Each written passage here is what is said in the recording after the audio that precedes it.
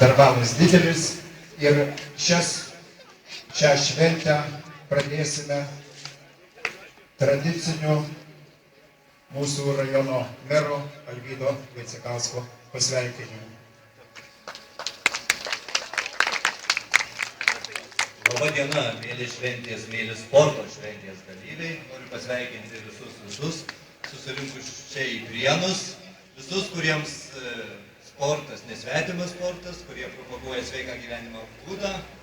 Aš noriu tiesiog palinkėti jums gerų rezultatų, kad jūsų tas pomėgis išliktų ir ateityje, na ir aišku, gero bendravimo, nes sportas tai ne vien sporto rezultatai, bet ir bendravimas. Tad sėkmės jums Prienuose.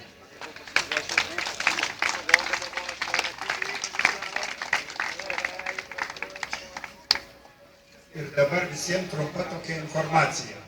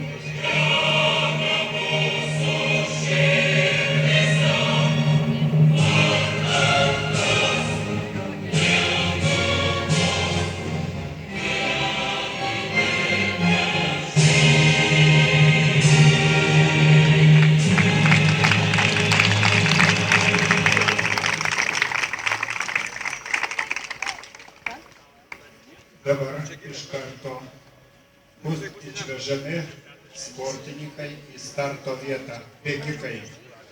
Ir aš galiu jums pasakyti, kad savo praeitų metų titulą gins alytiškis Remigijus Kančys.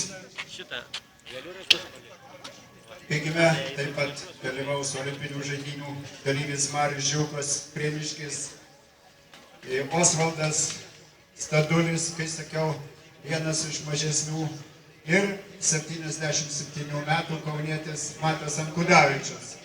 Dabar tokia informacija. Visi, kurie bėga 3-5 kilometrus, sėdate į tą autobusą, kur užrašyta 90, o kurie bėga 10 kilometrų, sėdat į dešiniai tą margą autobusiuką. Galite eiti į autobusus.